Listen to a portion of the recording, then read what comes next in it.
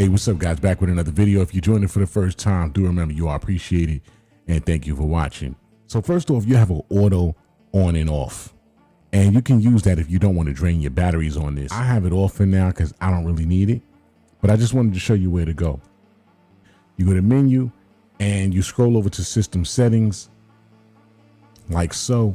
You hit enter, then you hit arrow right until you get to auto power on, auto power off. And if you want it on, you hit enter. If you want it off, you toggle off and you hit enter. As you know, these devices do come with updates, and to get into update mode, you have to hit record, play, and the power button at the same time. So let's do that. Record, play, and the power button. And you'll see there it says update idle, and it's waiting for the update. Now, in order to update, you do have to have this connected to the computer, but I just wanted to show you the commands that you need to put it in update mode in order to receive the actual update. I'm going to go into a new project here. Menu, create new. Okay. Now I'm in a new project. Just in case I gotta do a little demo or something. So to turn your metronome on and off, you're going to hit shift menu.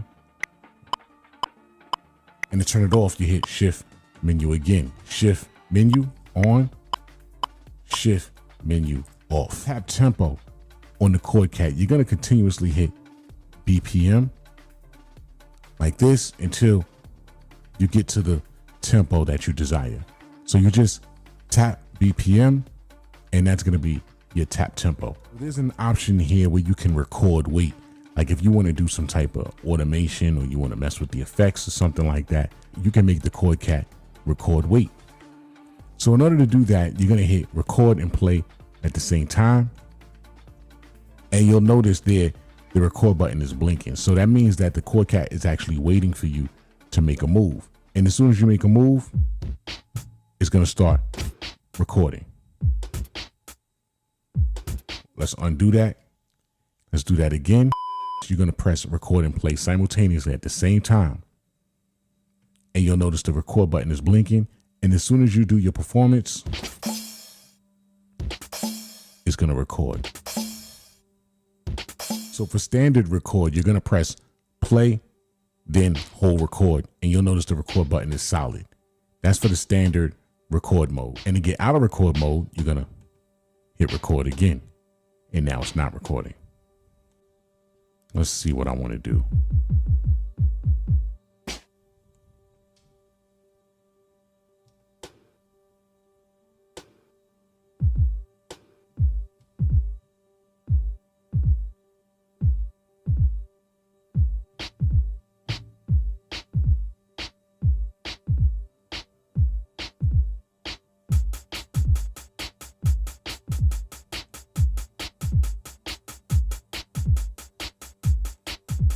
Yuck, real stupid. To access your XY filters, you're going to hit shift sound. This is going to take you into your effects parameters where you have your low pass filter. I'm going to talk about the FX filters for a second. In order to access this,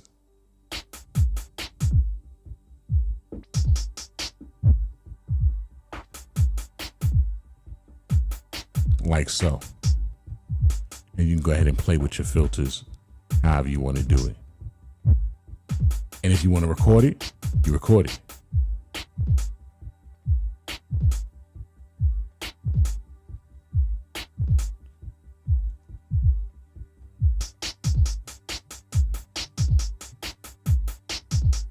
Let's talk about the undo. Now this is very important because the undo, you only have one step of undo on the ChordCat, unfortunately. Yes, one step. If you try to undo further past that, you're going to actually erase the whole concept or whatever you did. So you always want to make sure that you reset your undo, and you always want to make sure that you remember you only have one step. All right, let me show you how this works. So I'm going to add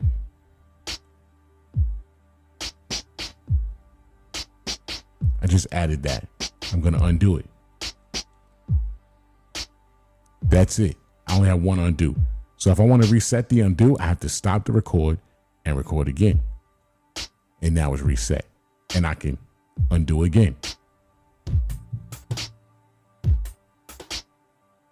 Undo that. But if I try to undo again, here's what's going to happen. Screen says can't undo. If I take record off and I try to undo, it's going to say can't undo. So just remember, you only have one step of undo. I mean, I'm sure they're going to add more levels as they add updates. Hopefully, I hope. I mean, how far can you go with one undo? But for now, you only have one undo. All right, so let's talk about the velocity settings for the keyboard. Now, when you're in a drum rack, your velocity settings are going to be on this touchpad. So for instance, we have drum sounds here on the touchpad. For this drum kit here. And let's add some drums into the step sequencer.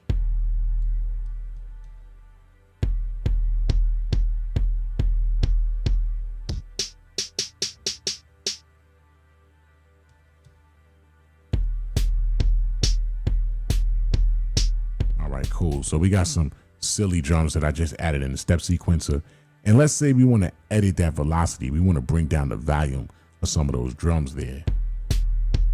As you can see here, we have the kick on 1, we have the snare on 3. We're going to hold this touch key here, and we're going to adjust the velocity. The current velocity is always the number on top. The change velocity is the number on the bottom. So if you notice, the number on the bottom is changing as I swipe the XY pad here. So we're going to bring this kick down to about here. And now, and we can bring it up again if we want. You're gonna hold the pad. And you can either tap it like that, or you can just swipe it up or swipe it back down. Now there's another way to adjust your velocity. You can actually hold the step of whatever sound you want to adjust. So for instance, we have the kick here on step 1. And you notice we have these lights that light up on the XY pad. So the top row is going to be pitch, the second row is going to be the gate, and the bottom row is going to be your velocity. So if I change this velocity of the first note to bring it down to about here, you'll notice the first note now, the velocity has changed. If I want to bring it up, I'm going to hold the step.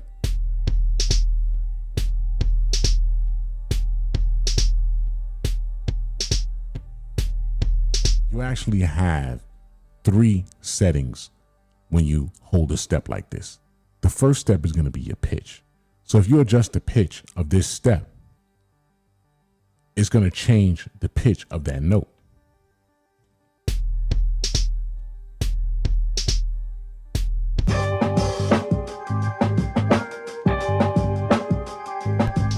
And you'll notice it's changing. It's going from D3 to F3, F sharp 3, G3, so on and so on. Now let's go to the gate. I'm going to hold the step and I'm going to change that gate. So let's bring the gate down.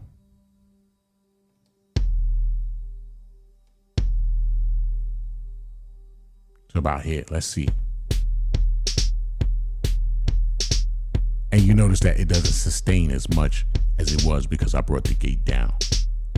But if I bring it back up, let's hold that step. Now you notice the sustain is a lot stronger than it was. The bottom one is going to be your volume or your velocity. So you know we have 8 tracks in the ChordCat, and track 1 is going to be step 1. Track 8 is going to be step 8.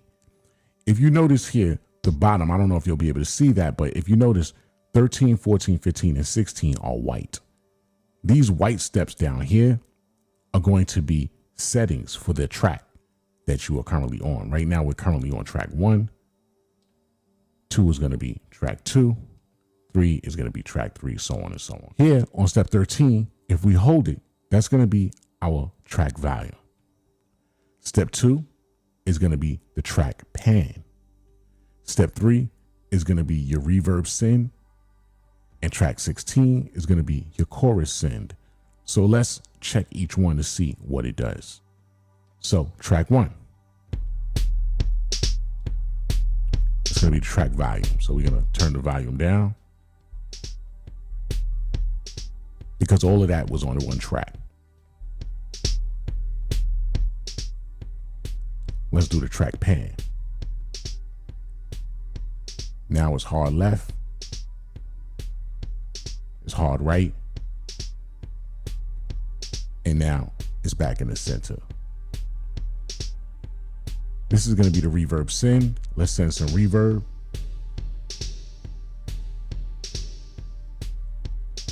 And the last one, step 16, is going to be the chorus.